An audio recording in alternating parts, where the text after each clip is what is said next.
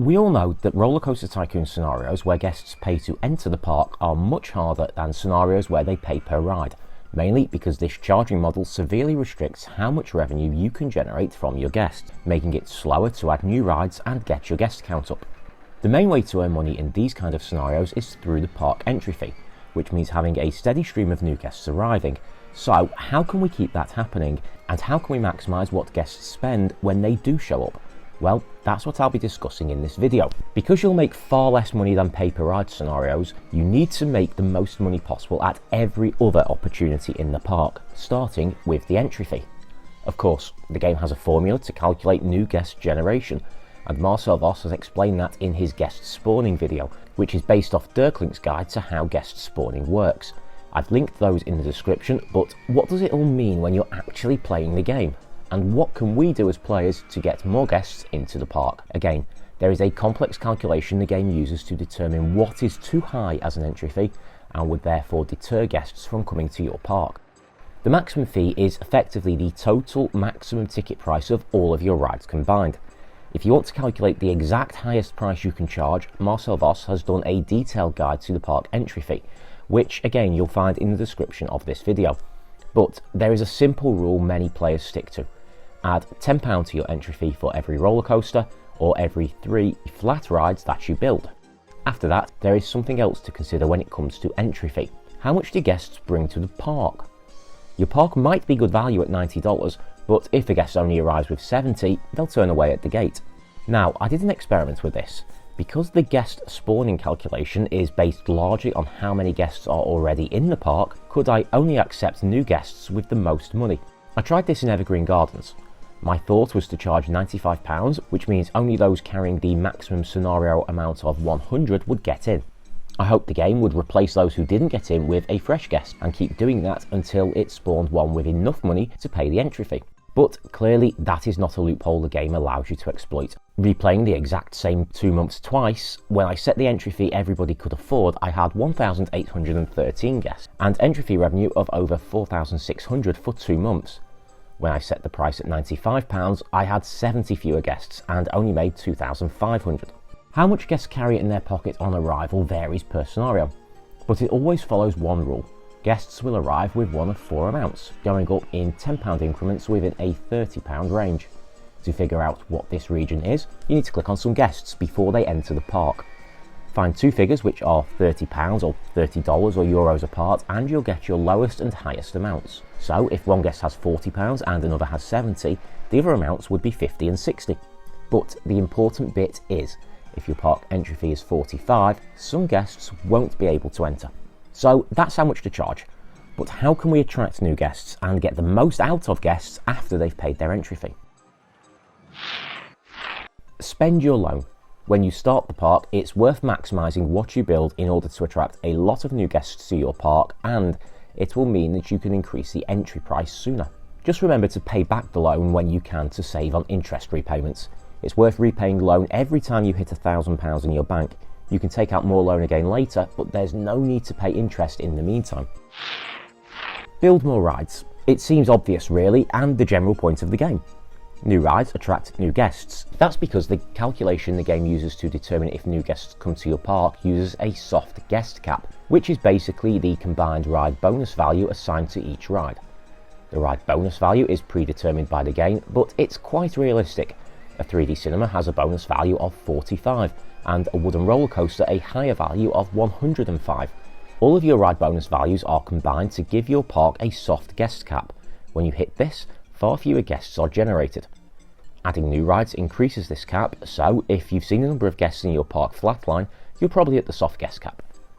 New rides increase this cap. For some coasters, that's by as much as 100 guests. Basically, more rides means more capacity. Don't overspend on coasters.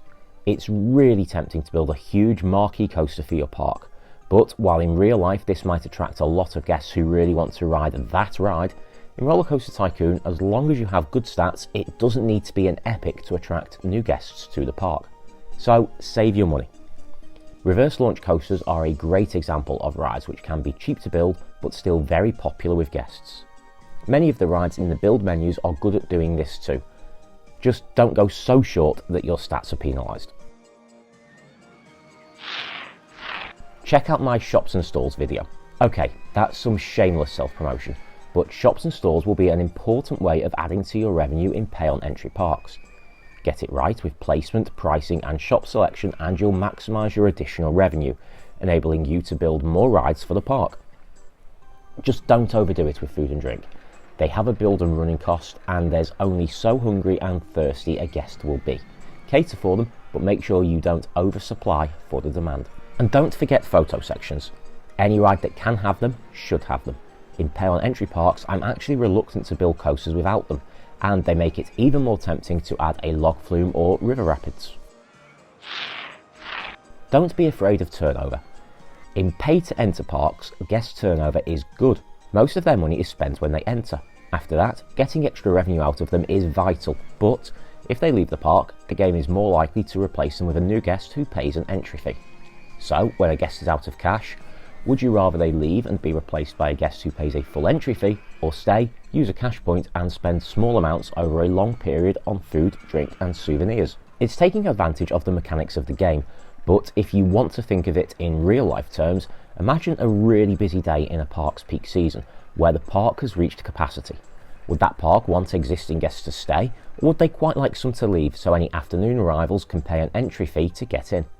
For this reason, I never use cash machines in pay-on-entry parks. If a guest spends most of their money on entry, once they are hungry and thirsty, they will leave the park if they can't afford to spend any more money. They are then replaced by a guest who pays the entry fee, so even though it sounds like a negative, having guests stay a shorter amount of time is better for you in pay-on-entry parks. But don't avoid food and drink completely. Your park rating will drop and you'll likely win the award for park with the worst food, and that will severely affect how many new guests you can attract.